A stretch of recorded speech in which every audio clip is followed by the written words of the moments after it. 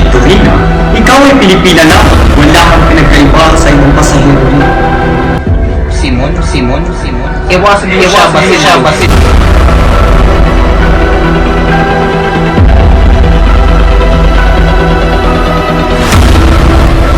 Maaaring may dahilan na yung asawa din na Victorina. Baka naman masyado umabang mataas at hindi mo siya pinapahalagaan.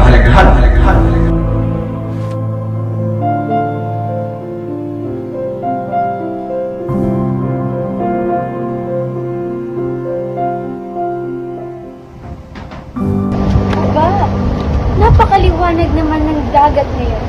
Hindi tulad sa mga probinsya na walang kagandahan. Ngunit ang dagat hindi lamang para sa kagandahan, Doña Victorina. Ang dagat, parang problema ng bayan din. Malalim at hindi madaling maunawaan. Ang malalim ang iniisip mo yun. O manhin ngunit hindi kita kilala. Hindi kailangan kilalanin mo ko ngayon. Tawagin mo na lamang akong si Simon. Nakita kitang nag-iisa kaya nilapitan kita. Maaari ba natin pag-usapan tungkol sa kinabukasan ng ating bayan? Ano ang mga akda ni Cristo Bumibara? Ang mga bayan nga raw, ngunit mapanganib. Baka magdulot ito ng kaguluhan sa mga ngunit ano ang kaayusan ng karamihan kung ang ating tao ay nandun. Mabuti na lamang at walang nasugatan. Narito na tayo sa Manila.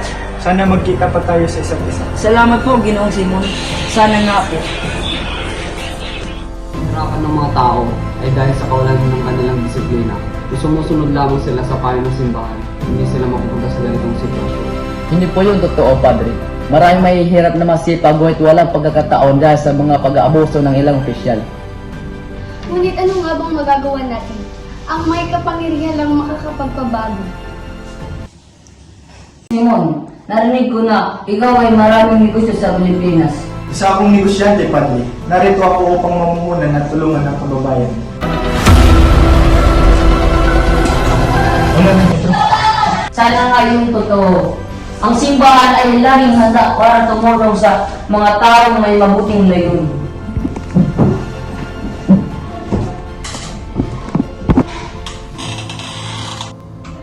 Polita, narinig mo ba ang mga sinabi ni Ginoong Simon na maaari natin gamitin ang ideyan yun para tulungin natin ang bayan?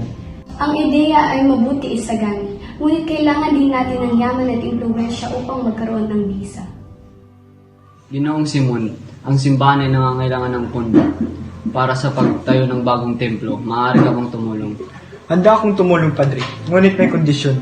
Igalang ang karapatan ng tao at karapatan sa lupa at sa edukasyon. Bibigyan ka ng biyaya ng Diyos. Mga karapatan, ang pinakamalagang karapatan ay ang makapili ng Diyos sa langit. Isagani, mahal kita, ngunit kailangan ko ng seguridad. Si Ginoong Simon may kakayahang bigyan ako ng buhay na matatag, hindi lang salita. Ngunit ang bayan, kailangan tayo ng bayan. Mabuti na lang at may mga taong handang tumulong sa ating bayan, katulad niya. Paulita, anak, hindi ako papayag na ikaw ay may pakasal sa isang batang mahirap katulad ni Isagani. Walang yaman, walang impluwensya. Paano niya kayang ibigay ang buhay na karapat-dapat mong maranasan? Mahal ko po si Isagani. Doña Victorina, gagawin ko po ang lahat mabigay ang magandang buhay kay Paulita. Ano nga ba ang kaya mong gawin? Magsulat ng tula? Hindi tayo mga mangmang na Indio na nasisiyahan sa mga bagay na walang halaga. Umalis ka sa aking tahanan bago pa ako magalit.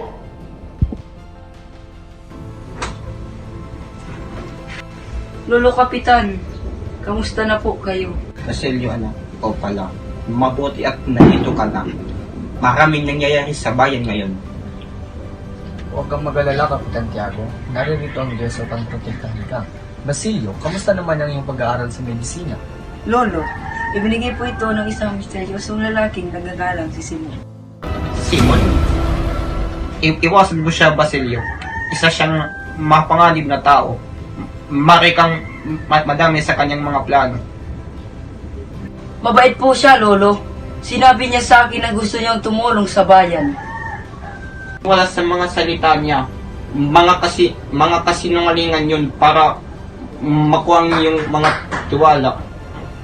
Gusto ko hong gamutin ang mga mahihirap na walang pera makonsulta sa doktor. Marami silang sakit na hindi nagagamot dahil sa kahirapan.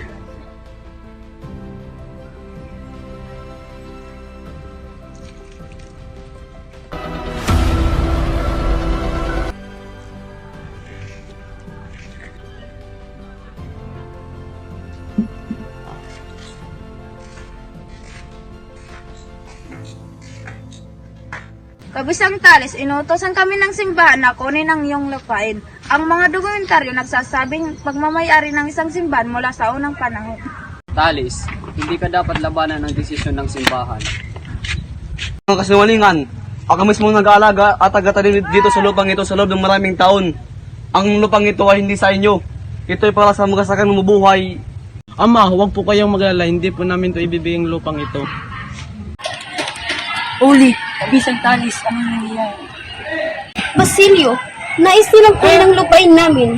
Padre, maaari po bang pag-usapan natin to? Ang mga tao dito ay umaasa lamang sa lupang ito. Hindi na kailangan makipagsundo. Binata, ang desisyon ay tapos na. Umalis na kayo dito bago pa kayo madamay sa gulo. Hindi anak, kailangan mo alagaan ang inyong ina at ang inyong kapatid. Suko, babalik ako at gagawin kong lahat para mabawi ang ating lupa. Mga anak. Ma, sasamahan ko po kayo. Padre, mangyari po. Ibigay niyo sa amin ang lupa. Wala kaming mapagupunan ng pagkain at tirahan. Hindi ako makakapagbigay ng hiling sa iyo, bata.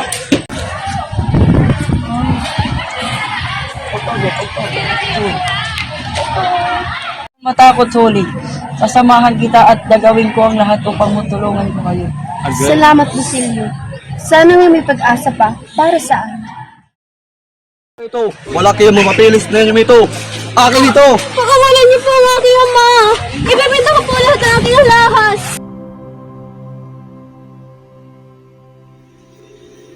Padre, hinahanap ko po ang aking asawa na si Don Tiburcio.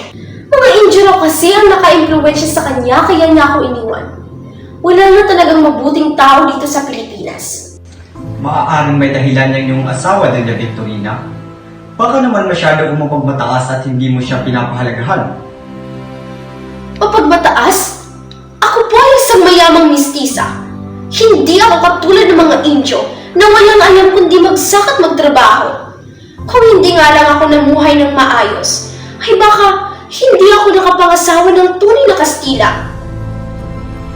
Hindi na kayo, masarap lahat ang paninda ko.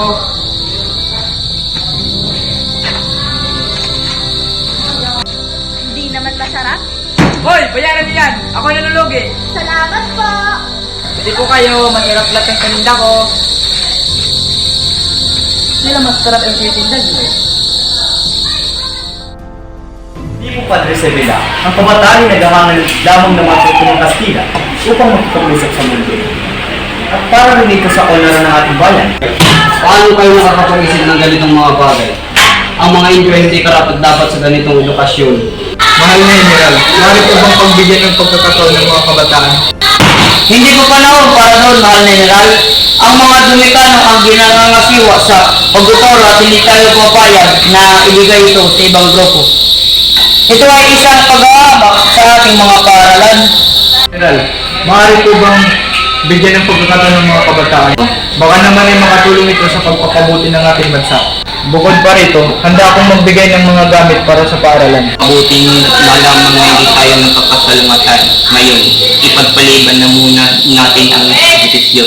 At isa pa, patawarin natin si Tandang Silok kapalit ng kanyang anak na si Tal. Padre Erene, hindi niyo po ba ako nakikilala? Ako si Doña Victorina de los Reyes de Espadania. Asawa ko ng Kastilang opisyal. Dapat niyo akong itrato ng tama. Doña Victorina, ikaw ay Pilipina lamang. Wala kang pinagkaiba sa ibang pasahero rito. Pilipina? Hindi ako Pilipina. Ako ay Kastila. Hindi niyo ba nakikita ang aking damit? Ang aking wika? Hindi ako tulad ng mga Indio na mangmang.